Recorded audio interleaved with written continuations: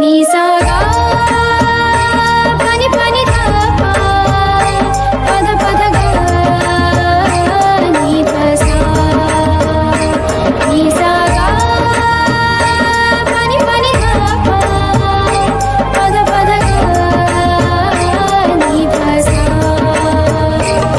ही गाथा अस्तित्वाची शौर्याची पराक्रमाची ही गाथा अस्तित्वाची शौर्याची पराक्रमाची या मातीमधल्या कणाकणातील मौल्यवान रत्नांची या मातीमधल्या कणाकणातील मौल्यवान रत्नांची कर्तृत्व इथे गगनाला भिडे परिमोल जाणून घेऊ व्यक्तिविशेष नमस्कार. रेडिओ MPSC गुरुमध्ये मी RJ प्रिया तुम्हा सर्वांचं मनापासून स्वागत करते.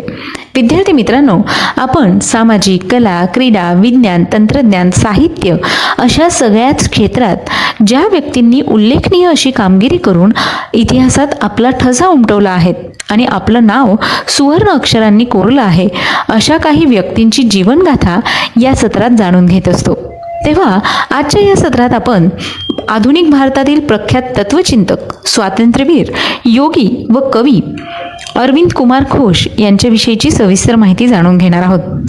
विद्यार्थी मित्रांनो, अरविंद कुमार घोष यांचा जन्म कलकत्ता येथे एका सुसंस्कृत कुटुंबात 15 ऑगस्ट 1872 रोजी झाला. त्यांचे वडील कृष्णधन बाबू हे प्रख्यात डॉक्टर होते.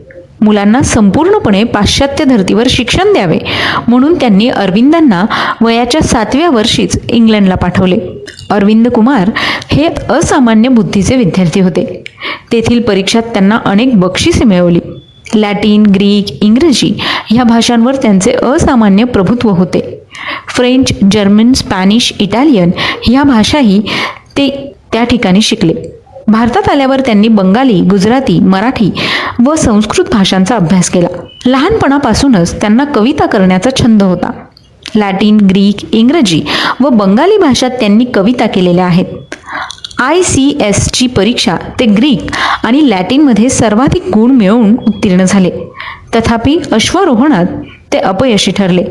नंतर दुसरी संधी मिळवून देखील ICSच्या परीक्षेलाच ते बसले नाहीत.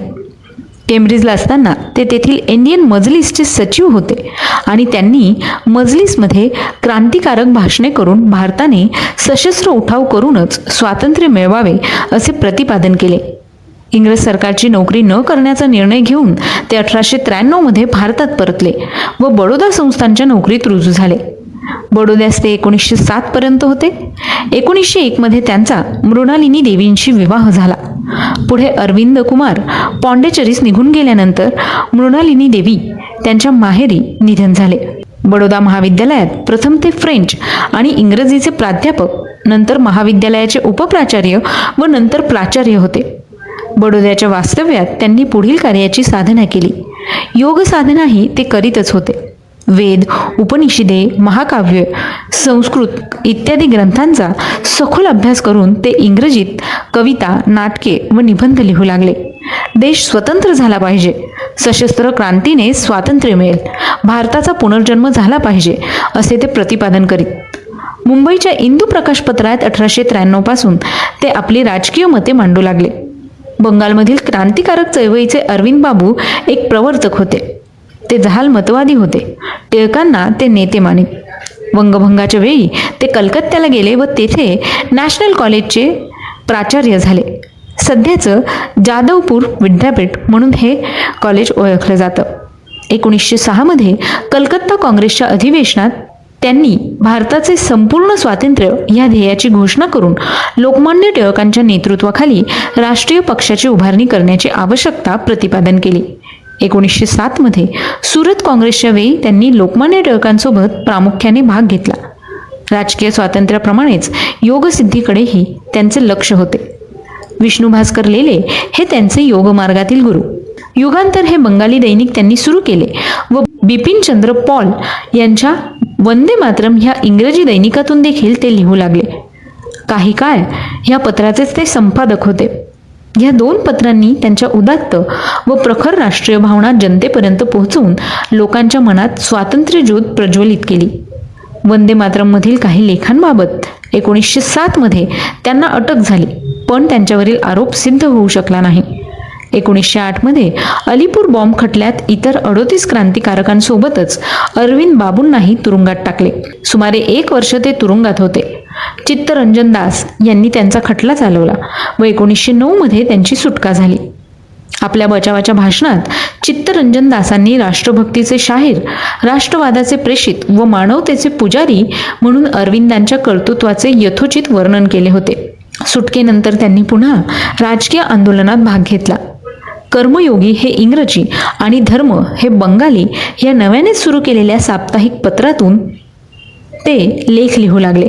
सभा, परिषदा, दौरे सुरू करून त्यांनी वातावरण सतत तापट ठेवले होते. 1910 मध्ये त्यांना अटक होणार हे कळताच ते फ्रेंचांच्या अंमलाखाली चंद्रनगरला, नंतर पॉंडिचेरीला निघून गेले व तेथे शेवटपर्यंत राहिले. ते 1904 पासून योग साधना करीत होते. 1907 मध्ये ध्यान करीत असताना त्यांच्या मनाच्या संपूर्ण एकाग्रतेचा व दिव्य मनःशांतीचा अनुभव आला आणि त्यांचा संपूर्ण दृष्टिकोन बदलला. तेव्हापासून आपले लिहिणे व बोलणे मनाच्या उच्च पातळीवरून घडते असे ते म्हणत. पॉंडिचेरीस आल्यावर त्यांच्यात आमूलाग्र बदल घडून आले आणि ते राजकारणातून संपूर्णपणे निवृत्त झाले. त्यांनी स्वतः साहित्य व तत्वज्ञानास वाहून घेतले. या कामात त्यांना पॉल, रिचर्ड आणि त्यांच्या पत्नी मदर म्हणून प्रख्यात असणाऱ्या या सुसंस्कृत दाम्पत्याची मदत झाली. 1914 मध्ये पहिले महायुद्ध सुरू झाल्यानंतर श्री व सौ पॉल यांच्या सहकार्याने अरविंदांनी आर्य नावाचे मासिक सुरू केले व त्यात तात्विक, आध्यात्मिक, धार्मिक, साहित्यिक, संस्कृती विषयक इत्यादी विषयांवर अनेक लेख लिहिले. 1922 मध्ये एसेज ऑन द गीता, 1950 मध्ये द सिंथेसिस ऑफ योग, 1950 मध्येच the ideal of human unity, 1951 मध्ये द लाईफ डिव्हाइन, 1953 मध्ये द फ्युचर पोएट्री, 1953 मध्ये the foundation on Indian culture, 1956 मध्ये ऑन द वेद, 1962 मध्ये the human cycle, the significance of Indian art, the Superman या महत्त्वपूर्ण ग्रंथातून त्यांचे हे विविध मौलिक लेख व विचार संग्रहित केले आहेत. 1921 मध्ये आर्य बंद पडले.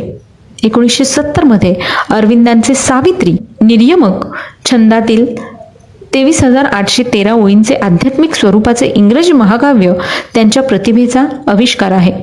भारतीय व अभारतीय समीक्षकांनी त्यांची मुक्त कंठाने प्रशंसा केली आहे. सावित्रीशिवाय त्यांनी अनेक कविता व नाटके लिहिली आहेत. त्यांची भाषणे, निबंध व पत्रव्यवहार तसेच वेद उपनिषदांवरील भाष्यांची भाषांतरे यांचे संग्रह आहेत. अरविंदांनी 1926 पासून शेवटपर्यंत एकांतवास पत्करला. त्यांनी भेटीगाठी बंद केल्या. त्यांचे मार्गदर्शन मिळवण्यासाठी अनेक प्रसिद्ध लोक येत असे. भारताच्या स्वातंत्र्याबाबत आणि जागतिक घडामोडींबाबत त्यांना नेहमीच विशेष आस्था होती. 1926 पासून त्यांच्या पॉंडिचेरीचा आश्रम विशेष नावारूपास आला. अरविंदांनी आश्रमाची सर्व व्यवस्था माताजींकडे सोपवून 5 डिसेंबर 1950 रोजी रात्री 1:30 वाजता महासमाधी घेतली. आज सर्व जगातून आलेले सुमारे 1500 स्त्री पुरुष अनुयायी त्यांच्या आश्रमात आहेत. अशा या महान तत्वचिंतकाचे, स्वातंत्र्यवीराचे 5 डिसेंबर 1950 रोजी निधन झाले. विद्यार्थी मित्रांनो, आज 15 ऑगस्ट हा त्यांचा जन्मदिन. त्याच निमित्ताने आज आपण अरविंद कुमार घोष यांच्याविषयीची सविस्तर माहिती जाणून घेतली. मित्रांनो, तुम्हाला ही माहिती कशी वाटली याविषयीचे फीडबॅक किंवा सजेशन तुम्ही आम्हाला आमच्या 8698869880 या व्हॉट्सअप क्रमांकावर पाठवू शकता. याचबरोबर तुम्ही आमचं व्यक्तिविशेष हे सत्र स्पॉटीफाय म्युझिक ॲप, अँकर FM, रेडिओ पब्लिक किंवा गुगल पॉडकास्टवर सुद्धा ऐकू शकता. चला तर मग विद्यार्थी मित्रांनो, आता वेळ आली आहे रजा घेण्याची. मी RJ प्रिया तुम्हा सगळ्यांची रजा घेते. पुन्हा भेटूया उद्याच्या व्यक्तिविशेष या सत्रात अशाच एका महत्त्वाच्या व्यक्तीची जीवनगाथा ऐकण्यासाठी. तोपर्यंत ऐकत रहा radio MPSC Guru, spreading the knowledge, powered by spectrum academy.